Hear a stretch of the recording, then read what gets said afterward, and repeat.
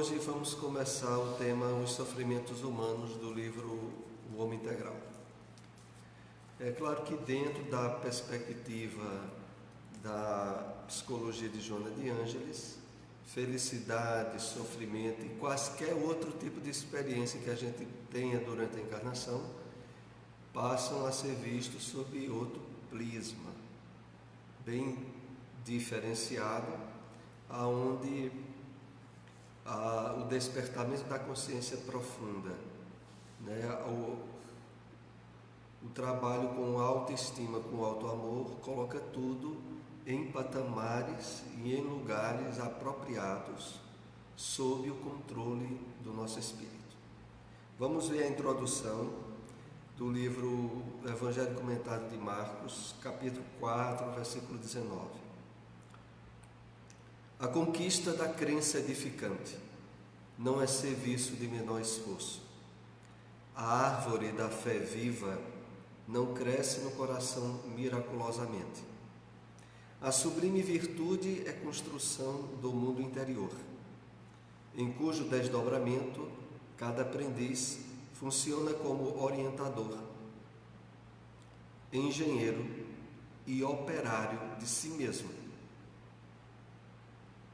Então vamos fazer aqui algumas observações desse comentário de Emmanuel e começando sobre essa grande questão que ele nos chama em inúmeras mensagens de atenção. A conquista da crença edificante não é serviço de menor esforço.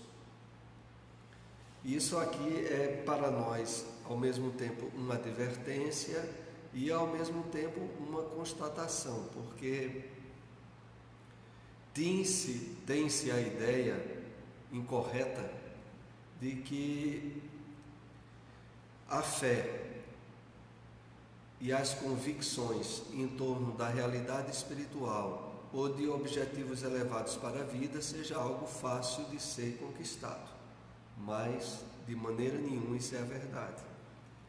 É serviço de muito esforço, de redrenagem de tudo que foi de experiências passadas nossas, de substituição de condicionamentos e de hábitos que há muito tempo estabelecemos no campo da ilusão do mundo material e que agora precisam ser totalmente redirecionados. E continuando ele diz, a árvore da fé viva não cresce no coração miraculosamente. A fé viva, como aqui nós já comentamos algumas vezes, advém da vivência dos ensinos de Jesus, sobretudo para nós que estamos na doutrina espírita, e que representa a testificação de uma mudança interior que já tem que ter sido devidamente processada, para que os nossos atos se tornem autênticos e não farisaicos. A sublime virtude é a construção do mundo interior, em cujo desdobramento cada aprendiz funciona como orientador, engenheiro, operário de si mesmo. Um ponto aqui interessante é esse, quando Emmanuel diz que a sublime virtude é construção do mundo interior. Ou seja, nós somos chamados a estabelecer objetivos e metas, entendimento e compreensão de uma realidade que não é aquela que fere os nossos sentidos físicos. Tudo aquilo que nós aprendemos na doutrina espírita em termos de revelação do mundo espiritual, de entendimento da proposta do reino de Deus no Evangelho do Cristo, tudo isso fornece meios e vias para que a gente construa um mundo interior. Claro que é sinônimo de edificação espiritual também, mas que tem que ser paulatinamente construído, para a partir dele, aquilo que é colocado para nós como felicidade, plenitude, objetivo maior da vida, entra num processo completo de redefinição. Finalizando, quando Emmanuel diz que nós funcionamos como orientador, engenheiro e operário de si mesmo, ele nos convida a reflexões sobre crescimento espiritual, ser responsável pelo que a gente pensa, pelo que a gente sente, pelas atitudes que toma na vida. Parar de colocar nas circunstâncias, pessoas e questões da vida material os determinantes do nosso estado íntimo. É isso que significa sermos, perante a nossa vida, orientador, engenheiro e operário de si mesmo, que assume e tem um compromisso esclarecido de ser o total responsável pela diretriz de felicidade ou de infelicidade, de plenitude ou de mesquinhez da sua vida, sem atribuir responsabilidade a ninguém, a não ser a si próprio. E é em cima disso que nós vamos agora começar os comentários sobre os sofrimentos humanos, que já é o penúltimo capítulo do livro O Homem Integral.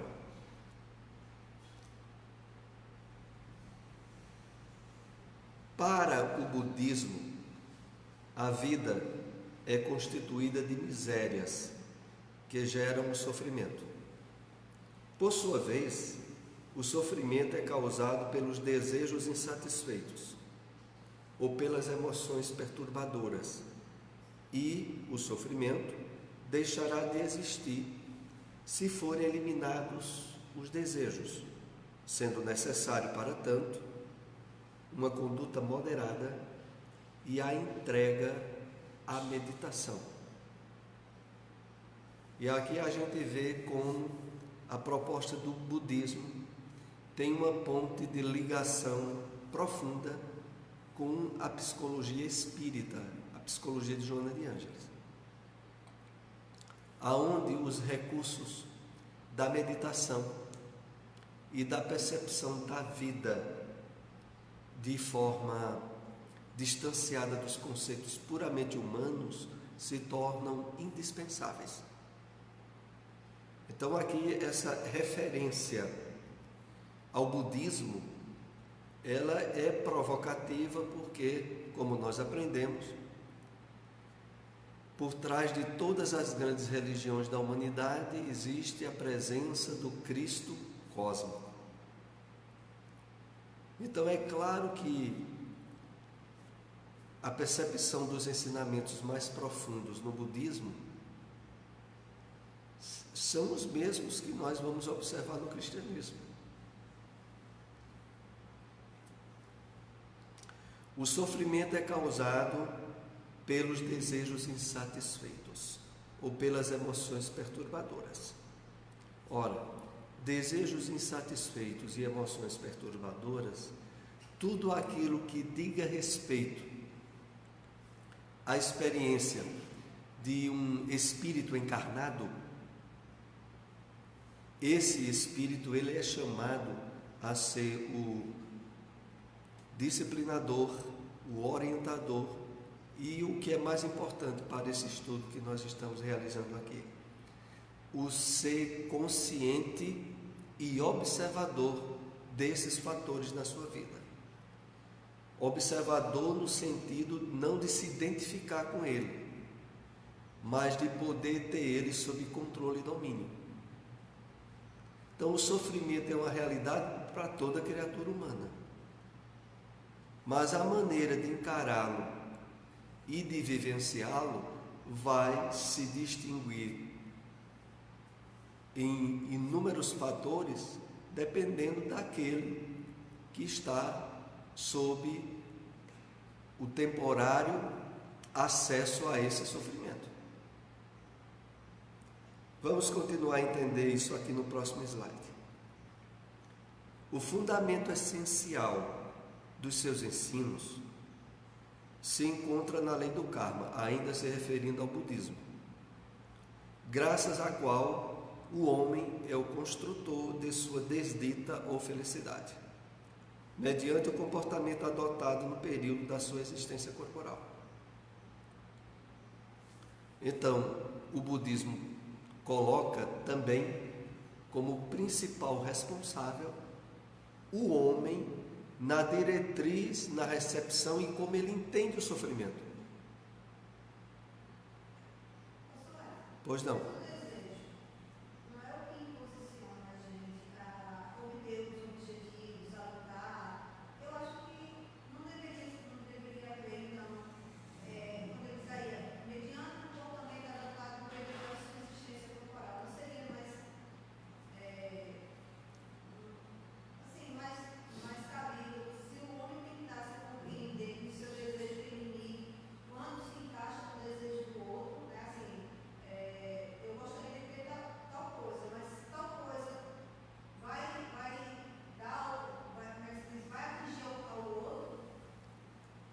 O problema todo, colocado aqui de uma forma ampla, é que mesmo o desejo dentro de certos limites, aonde não signifique atentar contra o próximo, mesmo aí, ele é causador de sofrimento. A questão toda é que para podermos transcendê-lo e ter ele sob um ponto de vista de observação e não de coparticipante, é preciso trabalhar o exercício da meditação, do deslocamento em termos de não haver uma identificação com o corpo, mas sim a consciência de que o corpo é um instrumento do espírito. Então, mesmo dentro de regras sociais, aonde se leva em conta o respeito pelos desejos dos outros, não deixa de, mesmo assim, ser um causador de sofrimento e de infelicidade para o homem, quando as vicissitudes, as transformações naturais na vida humana sempre estarão, mais cedo ou mais tarde, tolhendo e cortando a realização de satisfação de um desejo, de continuidade mesmo daquilo, face às vicissitudes que atingem a todos na experiência humana.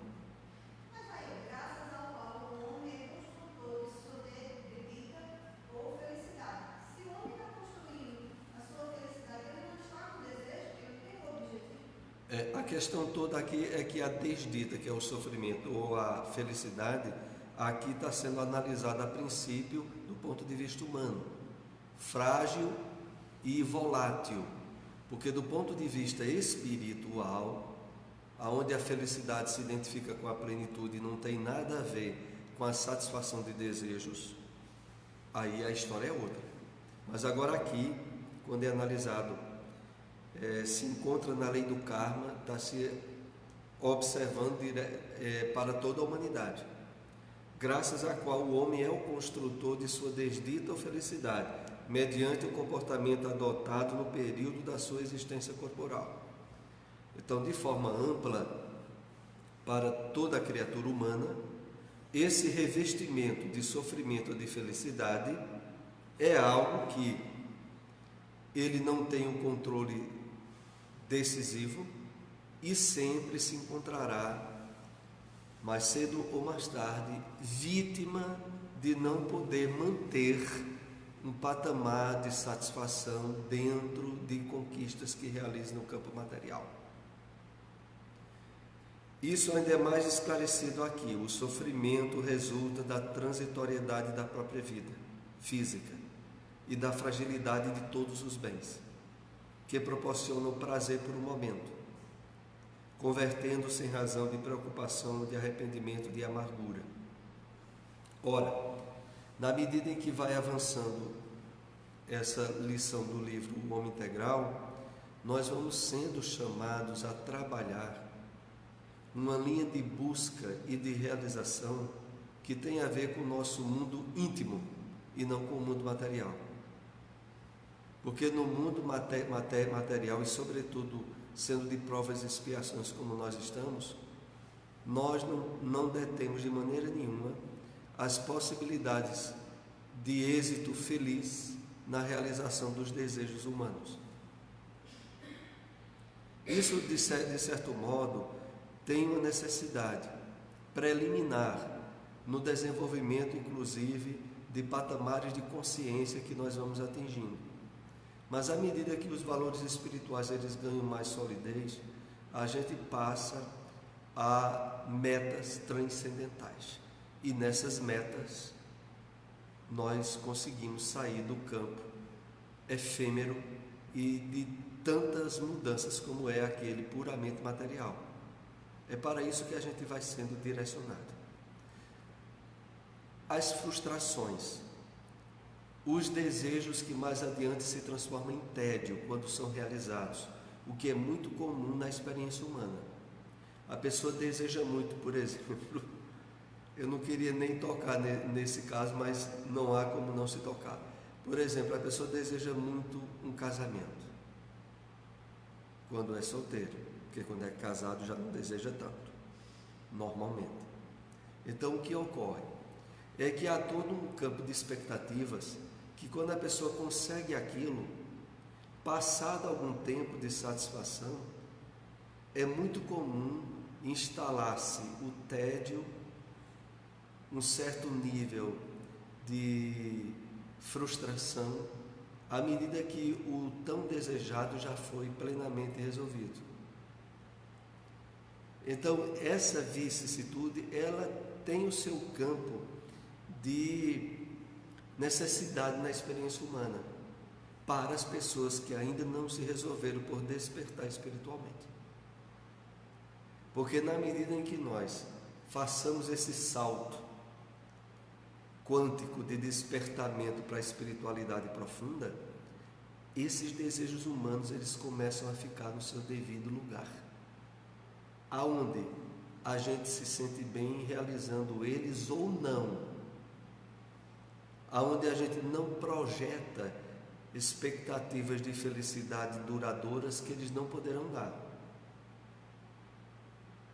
Então é a isso que a gente vai, à medida que o despertamento de valores espirituais ganha um campo na nossa consciência, fazendo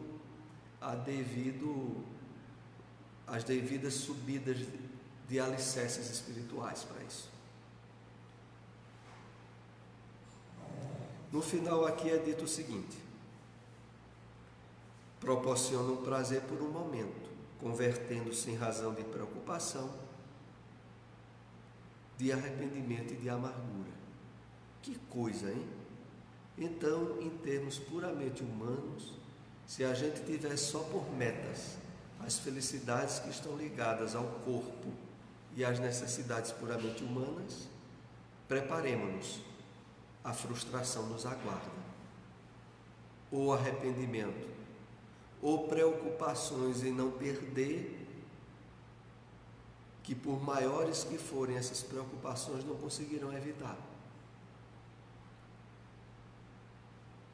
É por isso que a base de estrutura, como nós vimos há pouco, do budismo, é de que a vida é sofrimento, encarada do ponto de vista puramente humano.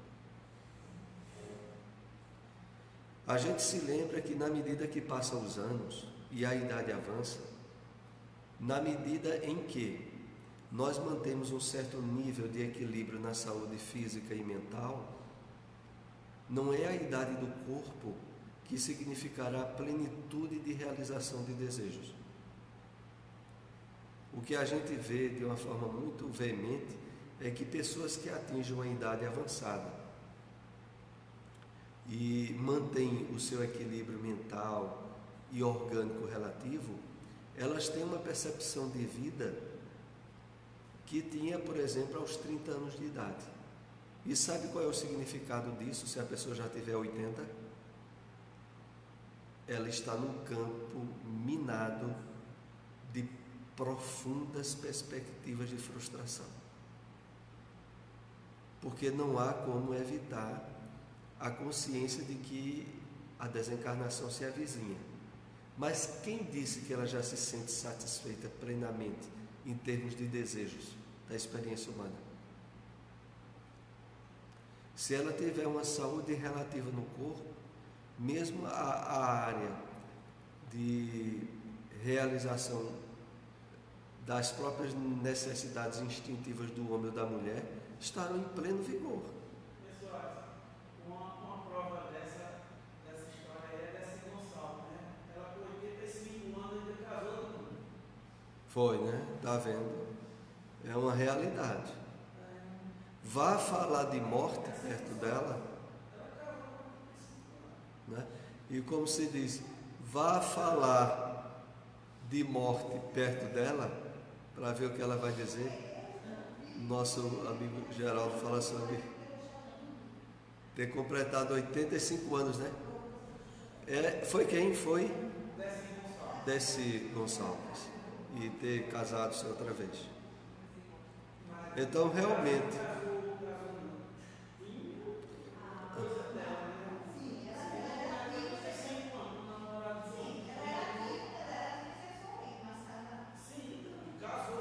é isso, olha, é justamente isso que nós estamos dizendo. Se tiver uma relativa saúde física e mental,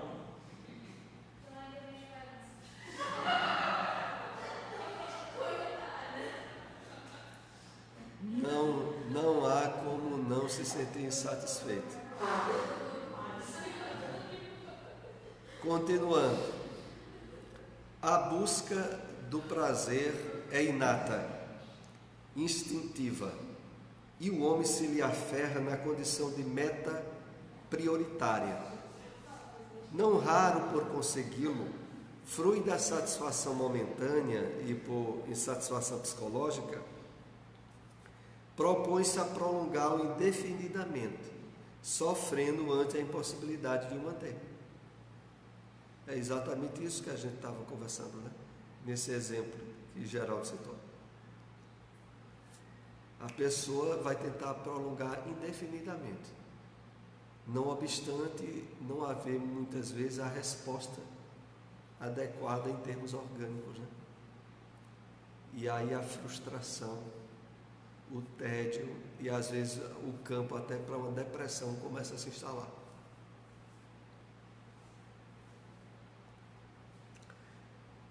Encontrado o sofrimento ao lado daqueles que resumam das dívidas kármicas, estão os decorrentes das suas emoções desequilibradas, que têm nascentes no egoísmo, no apego, na imaturidade psicológica, dentre outros.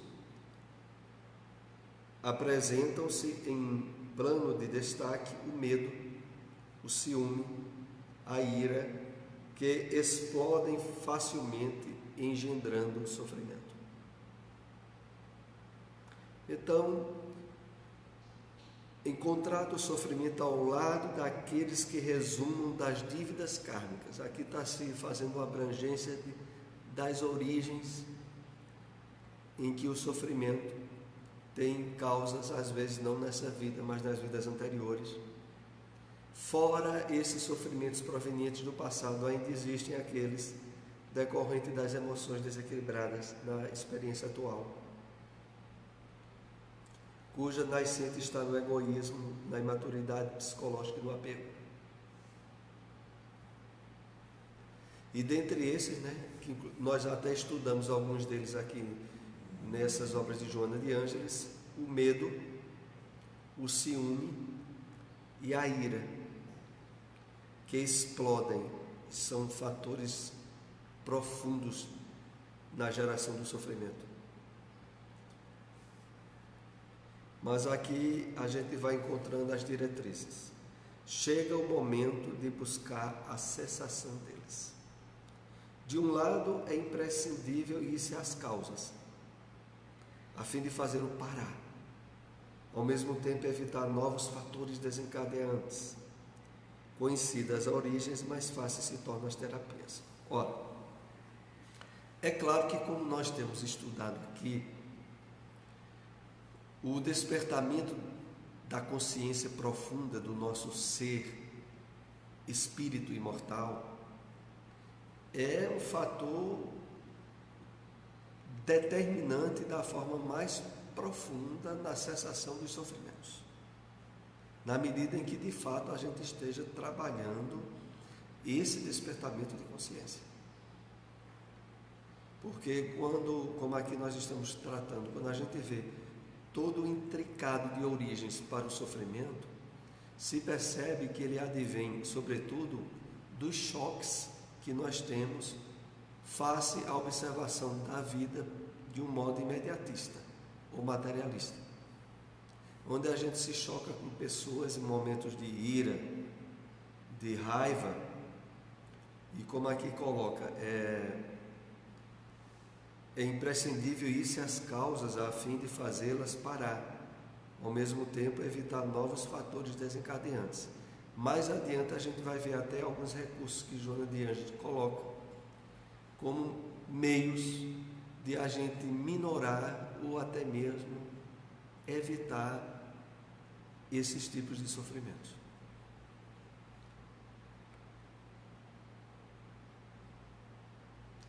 Então, fechando aqui esse esclarecimento, conhecidas as origens, mais fáceis se tornam as terapias.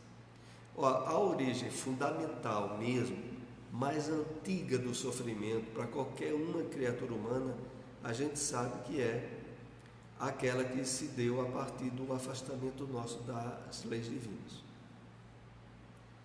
estabelecendo o egoísmo, o orgulho e os fatores dissolventes do ego, que aqui a gente tem tentado disseminá-los através de uma compreensão que os elimine. Vamos ver aqui a medida de orientação que haverá para a gente superar todo esse quadro de sofrimento. Impõe-se-lhe o trabalho de condicionar a mente à necessidade da harmonia, recorrendo à meditação em torno das finalidades altruísticas da vida, disciplinando a vontade, exercitando a tranquilidade diante dos acontecimentos que não podem ser evitados, das tragédias, podendo retirar excelentes resultados para o comportamento e a autorrealização. Vejam que ponto. Impõe-se-lhe o trabalho de condicionar a mente à necessidade da harmonia, recorrendo à meditação. Então, esse dado ele é indispensável, que é o fato de a gente, assumindo a responsabilidade espiritual da nossa vida, utilizar os recursos que evitem a proliferação do sofrimento. E qual é o principal fator que aqui outra vez é sugerido?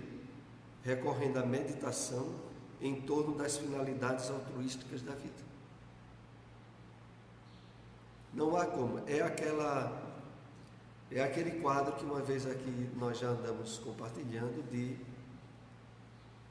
em vez de nos envolvermos dentro dos acontecimentos nos quais a nossa vida é chamada a atuar, nós assumirmos o papel de observador. Mas não daquele observador que é apenas um espectador, mas um observador que tem o poder e a possibilidade de direcionar a forma com a qual está observando o que se passa no palco da sua vida. Então vai se dar aquela situação que aqui a gente já teve oportunidade de compartilhar. Você, diante de uma situação geradora de sofrimento, quer seja por um atrito emocional, quer seja proveniente de uma doença física mesmo, através dos recursos da meditação, você ser observador de você mesmo e acompanhar como é que você está lidando com aquela situação que está tentando lhe perturbar. Sair de dentro de si mesmo e passar a ser observador das suas próprias ações e reações é uma forma muito eficaz de meditação. Disciplinando a vontade, exercitando a tranquilidade diante dos acontecimentos. Quando a gente tem essa postura de ser observador, os fatores emocionais predominantes que poderiam nos causar desequilíbrio, eles passam a estar sob controle. Você não é mais alguém envolvido pelas circunstâncias. Você é alguém que está agora direcionando as circunstâncias como acha conveniente de fazer. Exercitando a tranquilidade diante dos acontecimentos que não podem ser evitados. Você já pensou nisso? Ocorrem fatos, acontecimentos que não tinha como a pessoa evitar. E esses acontecimentos geralmente são os que mais desequilibram a criatura humana. Porque ela passa, de uma forma às vezes até indireta, a acusar Deus ou a providência divina, já que aquilo não teve como ela evitar e aconteceu. Esse tipo de situação, que é muito geradora de sofrimento, quando nós previamente já andamos trabalhando o exercício da meditação, a gente consegue evitar. Sobretudo porque é o tipo de sofrimento que não há uma consciência de culpa obscurecendo o raciocínio nosso. Acontece algo difícil de a gente digerir, mas a gente sabe que não foi o responsável.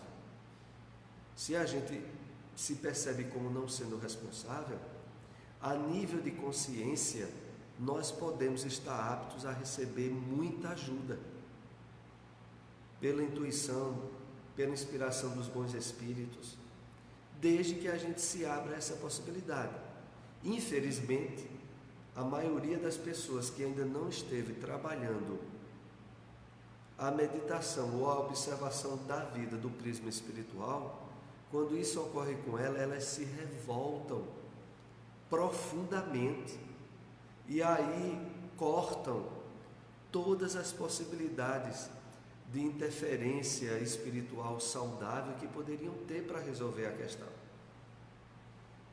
Isso é assim, como vez ou outra nós temos notícia, um acidente de carro, aonde não foi resultado de um descuido do motorista, aonde, por exemplo, pode desde ter havido uma falha mecânica do próprio carro, como a imprudência de outro motorista que causou o acidente.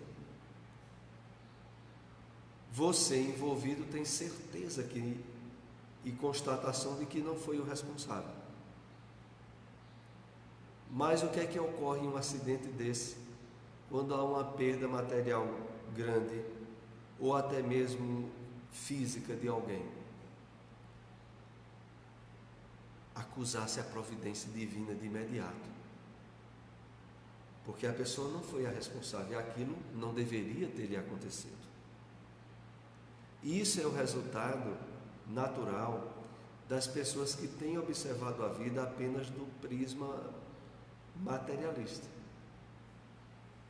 Mas nós que estamos aqui procurando despertar consciências a nível de profundidade, temos os instrumentos para não ser vítima desse tipo de reação que infelicita tanta gente. Recentemente eu soube, por exemplo, de um acidente onde faleceu a filha da motorista e que levou a um nível de sentimento de culpa e de infelicidade muito intensos pela ocorrência cuja causa de fato havia sido uma falha mecânica do carro. Veja como é a criatura humana quando tem de passar por experiências difíceis no mundo material e que ela não é a culpada, pelo menos em termos de vida atual. Se não há abertura de compreensão da vida em termos espirituais, a pessoa se revolta contra Deus e contra si mesma, mesmo sabendo que não teve culpa.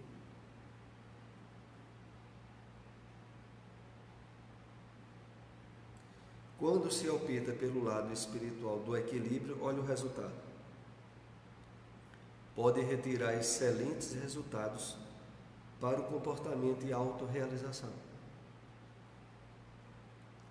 Porque quando, em circunstâncias como essa que eu citei, a pessoa tem a possibilidade de despertamento espiritual e de compreender aquela ocorrência do prisma espiritual, aí ela está tendo uma excelente circunstância de crescimento espiritual na sua vida.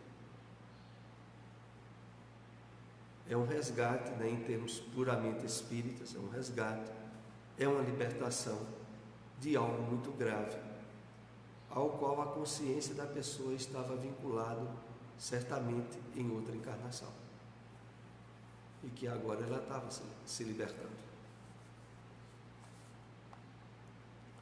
Enfrentar, portanto, o sofrimento sem válvulas psicológicas, escapistas, é uma atitude saudável, muito distante da distonia masoquista habitual. Também resulta de uma disposição consciente para o homem enfrentar-se desnudado com uma visão otimista em torno do futuro por conquistar. Vamos fazer aqui a análise desse conteúdo. Enfrentar, portanto, o sofrimento sem válvulas psicológicas escapistas, viu?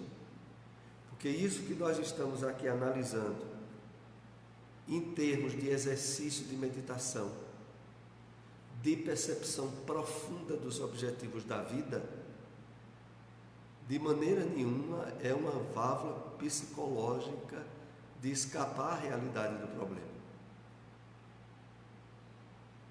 Pelo contrário, é a forma unificadora de observar a vida, não levando em conta só o prisma imediatista da vida atual, mas a observação da vida do ponto de vista globalizante, que inclui a experiência encarnatória atual e as passadas. É uma atitude saudável, muito distante da distonia masoquista habitual. O que é essa distonia masoquista habitual? Exatamente essa circunstância que eu citei, desse caso do acidente, quando a pessoa tenta, através de um outro tipo de sofrimento pior, superar aquele que a vida lhe apresentou, autoculpando-se, autoflagelando-se, culpando a Deus. Então, essa é uma forma distônica, masoquista, que a maioria das pessoas utilizam. E para que nós mesmos não sejamos vítimas de utilizar, é necessário estar trabalhando os fatores espirituais profundos da nossa maneira de encarar a vida. Porque senão a gente entra no mesmo jogo infantil e que apenas cria um problema novo para as pessoas. E concluindo, também resulta de uma disposição consciente para o homem enfrentar-se desnudado, com a visão otimista em torno do futuro por conquistar. O final desse slide, ele é muito interessante por dois aspectos. Primeiro, o homem enfrentar-se desnudado. Desnudado tem a ver aqui com não estar usando recursos nenhum de transferência, de alienação, face àquele sofrimento ou dificuldade que ele foi chamado a passar. Então ele enfrenta desnudado e, o melhor de tudo, com a visão otimista em torno do futuro por conquistar.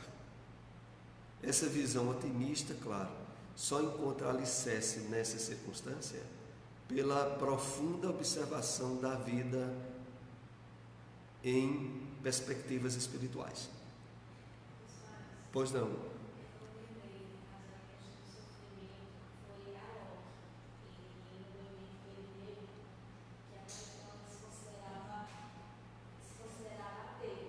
Sim, foi a Loki, não foi?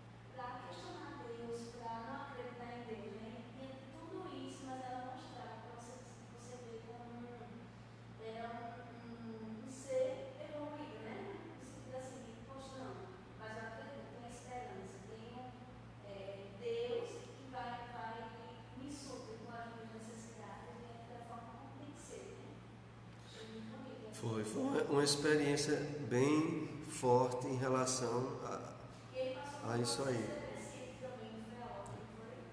Exatamente. Apareceu pelo WhatsApp também esse vídeo, foi compartilhado por um bocado de gente, né? A história aí do Alok. Então, um homem enfrenta-se desnudado, com uma visão otimista, em torno do futuro por conquistar. Ótimo. Continuando. O sofrimento faz parte do mecanismo da evolução na Terra. Fogo, né? O sofrimento de maneira nenhuma é por acaso e é um instrumento que faz parte do mecanismo de evolução na Terra. Ele se encontra na embrionária percepção das plantas, que sofrem as agressões e hostilidades do meio, entre os animais, desde os menos expressivos até os mais avançados biologicamente. Aquela história do gato que nós estávamos comentando, né? É um mecanismo de evolução para ele,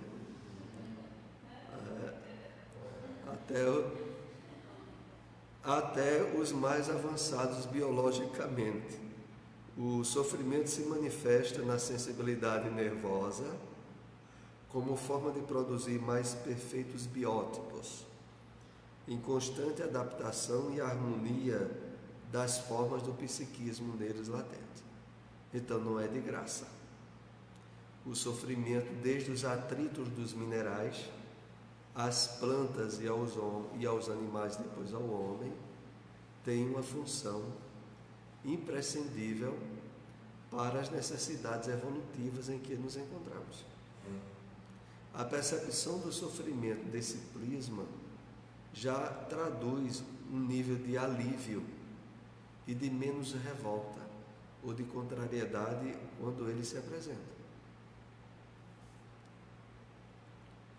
O sofrimento em si mesmo é fonte motivadora para as lutas de crescimento emocional e amadurecimento da personalidade, que passa a compreender a existência de maneira menos sonhadora e mais condizente com a sua realidade.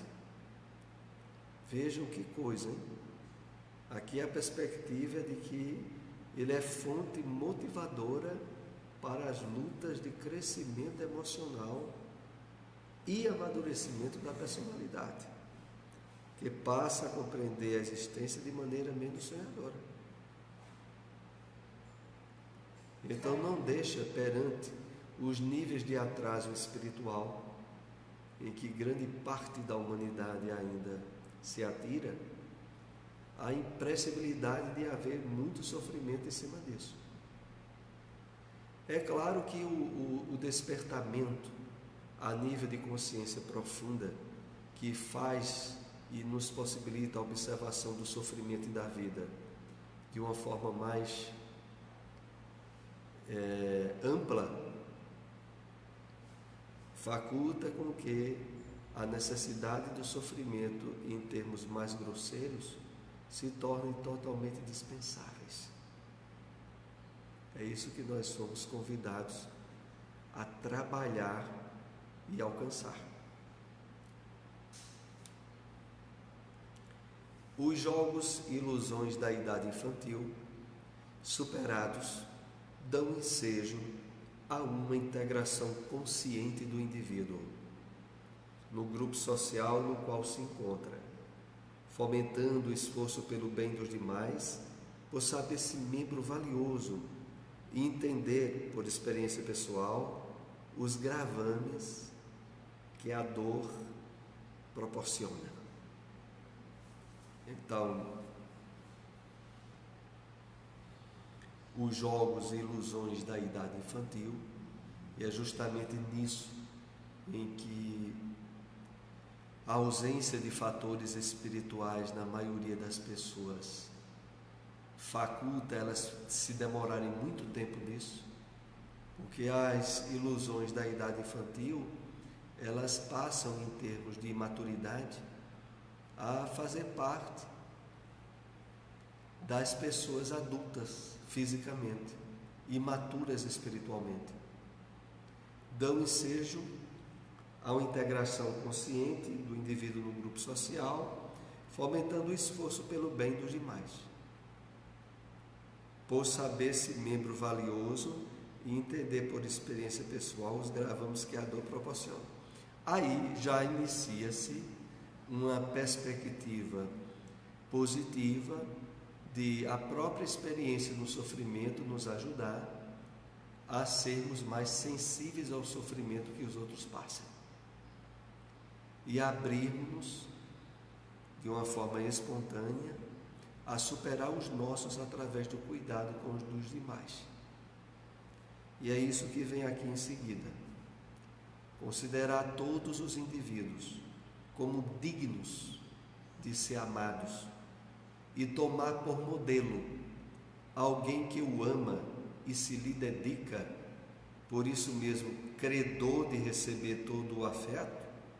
Este sentimento, sem apego nem interesse, gerador de emoções perturbadoras, desarma o indivíduo de suspeitas, de ansiedades e medos, ao mesmo tempo dirimindo as incompreensões de outrem e desarticulando quaisquer planos infelizes. Então aqui, como perspectivas de possibilidade de superação do sofrimento, Joana vai começar a analisar vários fatores. O primeiro deles é esse: considerar todos os indivíduos como dignos de ser amados e usar como modelo alguém que nos ame e se dedique a nós, por isso mesmo credor de receber todo o afeto. Entenderam? Nessa perspectiva que aqui nós somos chamados a trabalhar como métodos para cessar o sofrimento, é a observação dos outros de uma forma ampla, poderíamos até dizer da própria vida, em termos amistosos, de desejarem o bem a nós, na medida em que nós observamos a eles mesmos como pessoas profundamente queridas, todas as pessoas.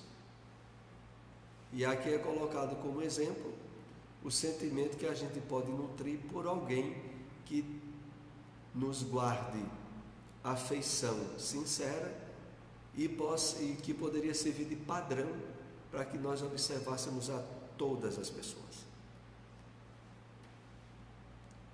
A própria doutrina espírita, na medida que nós ampliamos o entendimento e a compreensão da vida em termos de harmonia profunda das leis de Deus, nos leva a observar a vida, as pessoas e as circunstâncias de um modo amistoso, né?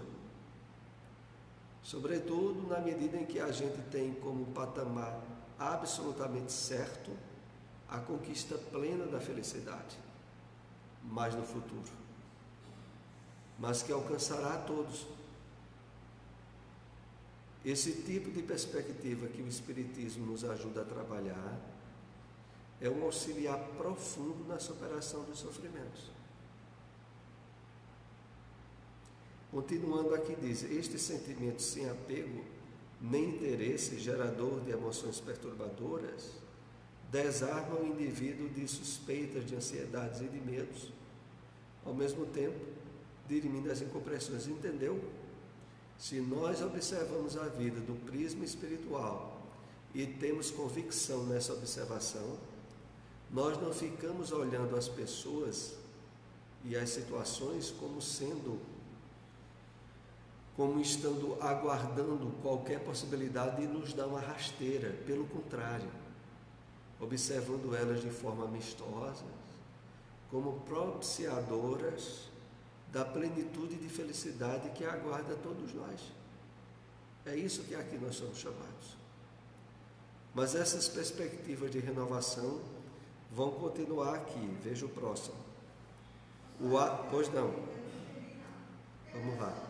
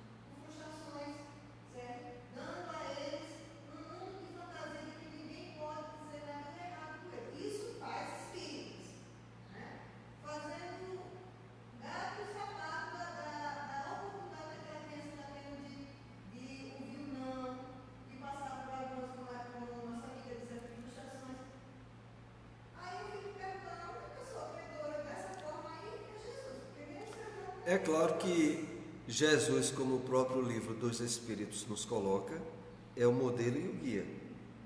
E nós somos projetados ao quê? A despertar a consciência para nos abrirmos ao máximo à perspectiva de visão e de vida que Jesus ensinou. É lógico que aqui a gente está sendo convidado a um amor incondicional, aonde a certeza de que o outro merece todo o credor do nosso amor nos livrasse de ter ciúmes, possessividades, interesses egoístas em cima daquele sentimento. É claro que isso, humanamente se falando, na perspectiva materialista, nunca ocorre. Mas na medida em que a perspectiva espiritual em nós, através do exercício da meditação e da percepção da vida em termos espirituais, vá se instalando, isso vai se tornando possível. Mas, como você colocou, humanamente se falando, ninguém faz e não é possível.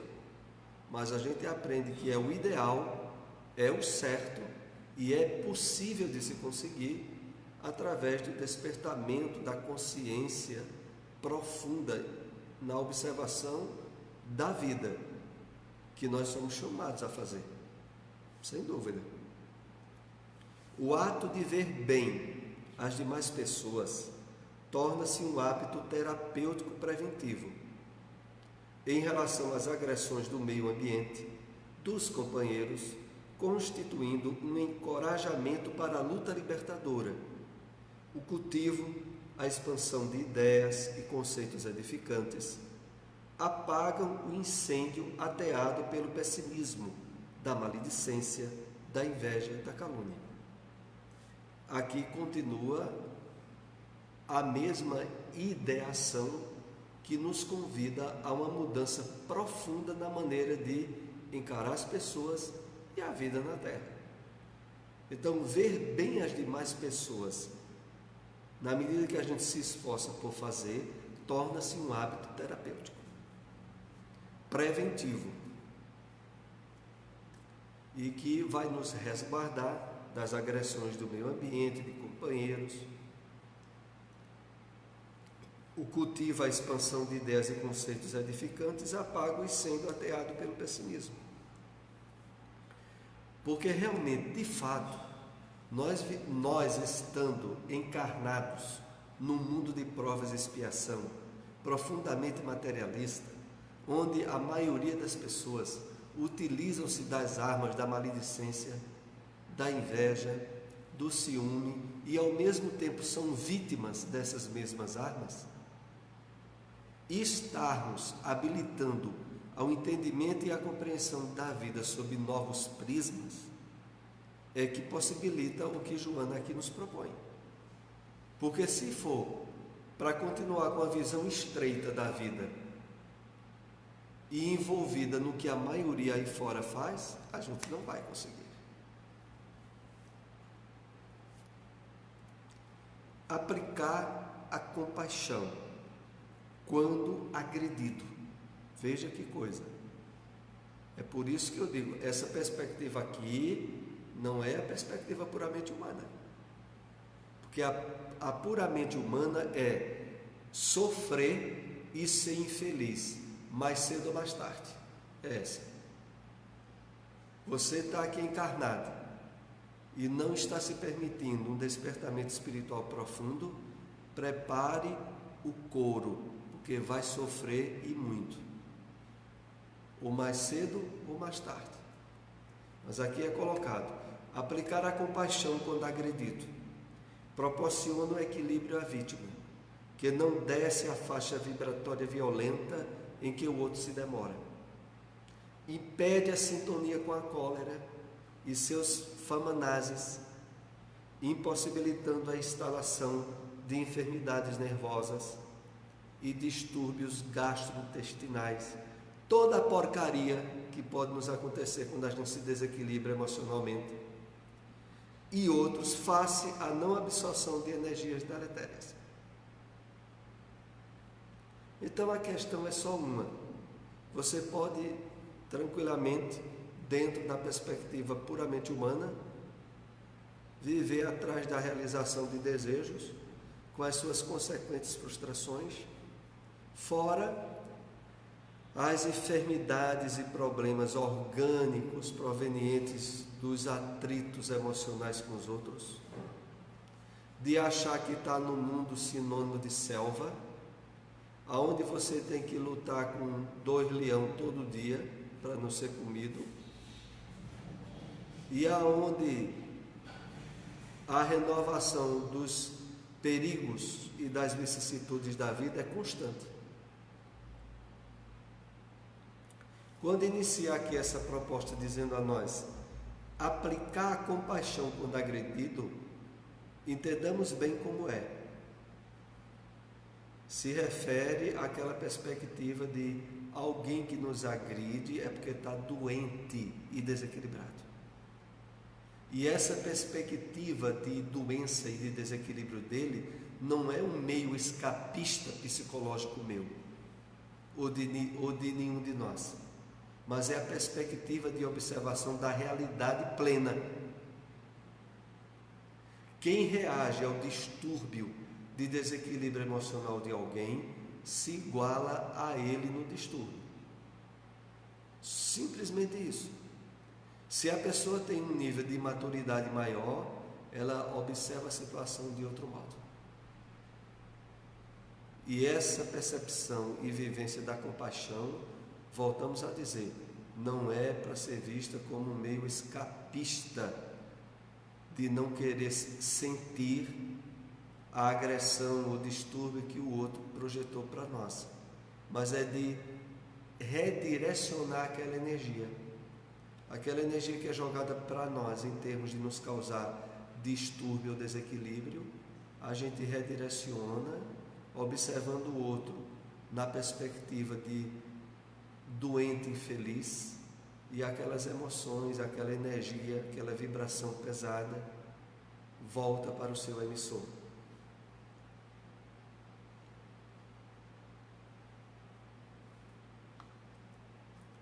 A compaixão dinâmica, aquela que vai além da piedade, buscando ajudar o infrator, expressa bondade e se enriquece de paixão participativa, que levanta o caído, embora seja ele o perturbador. Nesse ponto aqui, o exercício da compaixão, nós somos chamados a utilizá-lo em um degrau ainda mais avante, ainda mais para frente. E qual é? Ao mesmo tempo em que a gente percebe o outro como doente e infeliz, a gente utiliza de mecanismo de ajudar a harmonia dele. E entre outros de tantos mecanismos que podemos usar, um dos mais eficazes é o uso da prece e da oração. Então, é a isso que Joana de Ângeles aqui chama de compaixão dinâmica.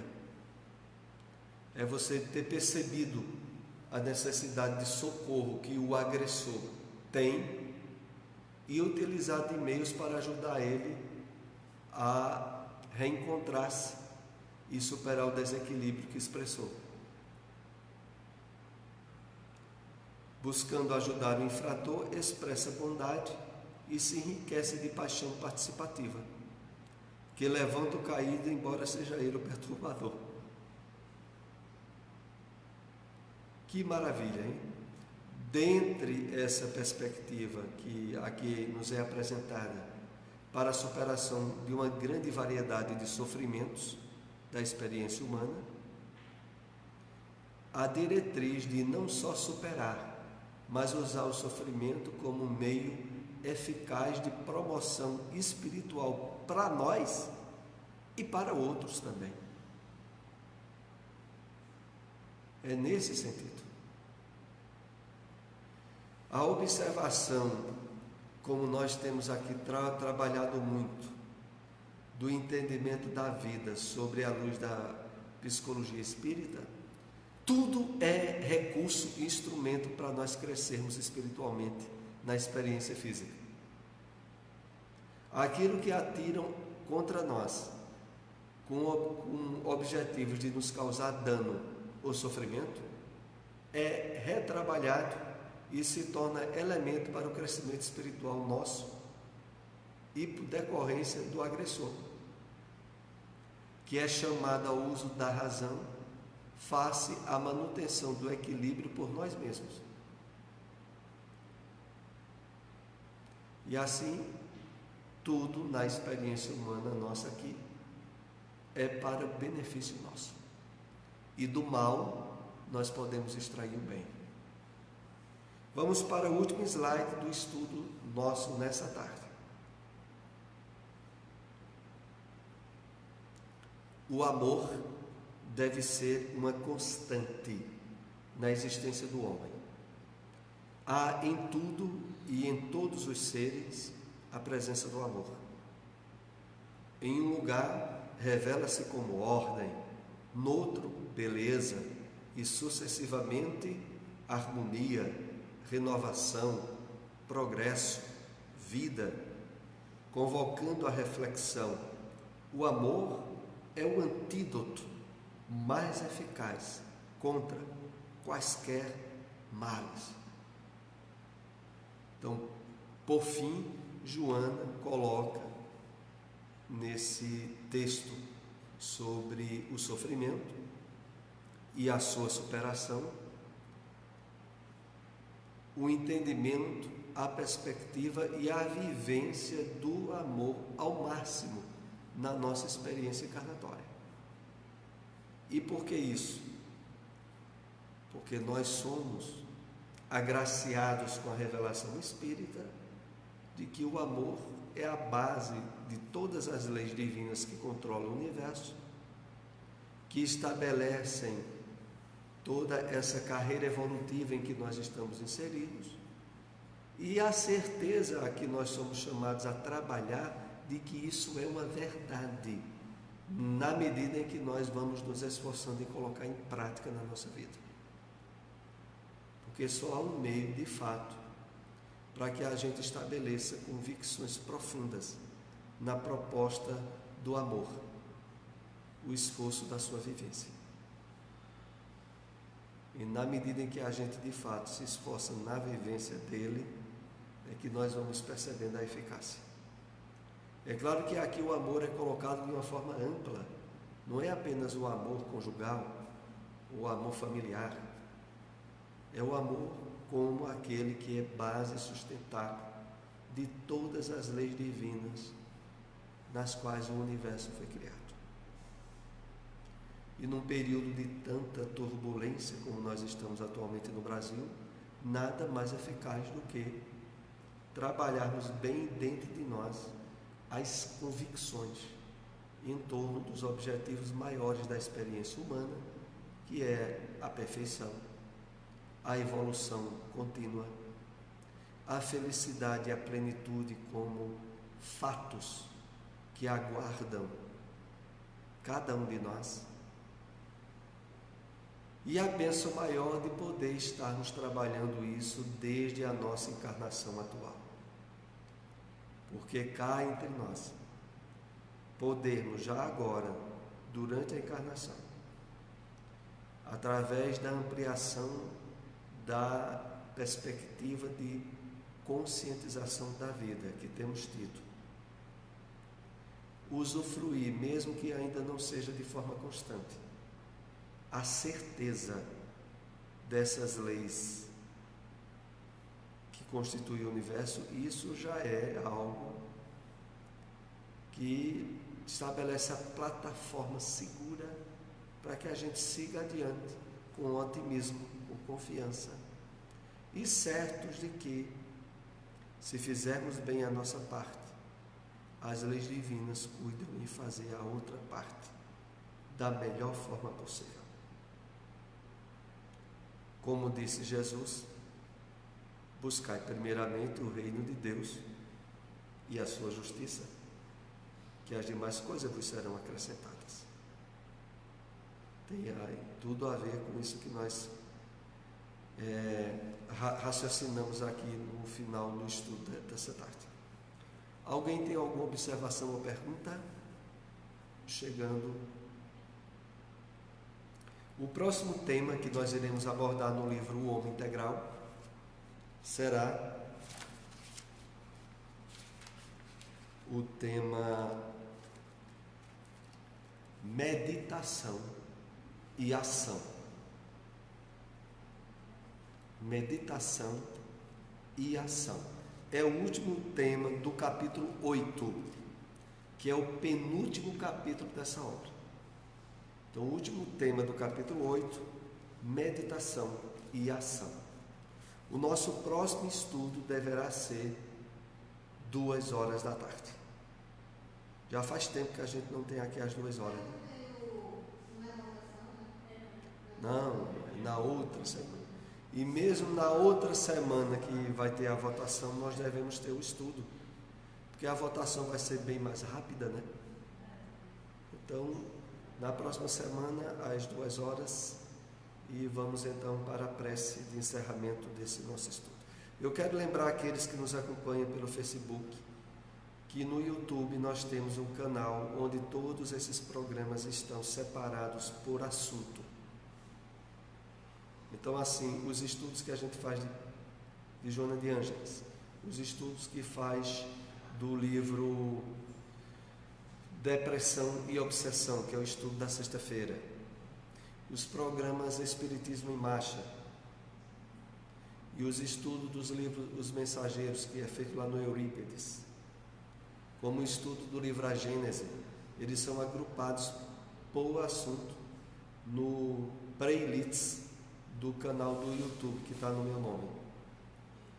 Tem a vantagem de também lá, a pessoa que assiste pode deixar uma pergunta e automaticamente eu recebo um e-mail sobre a pergunta e posso responder no próprio YouTube. Então fica aí esse recado para aqueles que nos acompanham aí também. E inscrevam-se lá no meu canal no YouTube. Atualmente me parece que nós temos uns 120 inscritos, mais ou menos isso. Vamos então para... Oi, pois não, Clécia? Foi? Eita, que rapidez! E quem escreve, quando assim faz uma pergunta ou alguma coisa lá, eu recebo um e-mail avisando que houve uma pergunta, sabe? É interessante, principalmente por causa disso. E alguém até pediu aqui, ó, se possível, poste no Facebook o link do canal.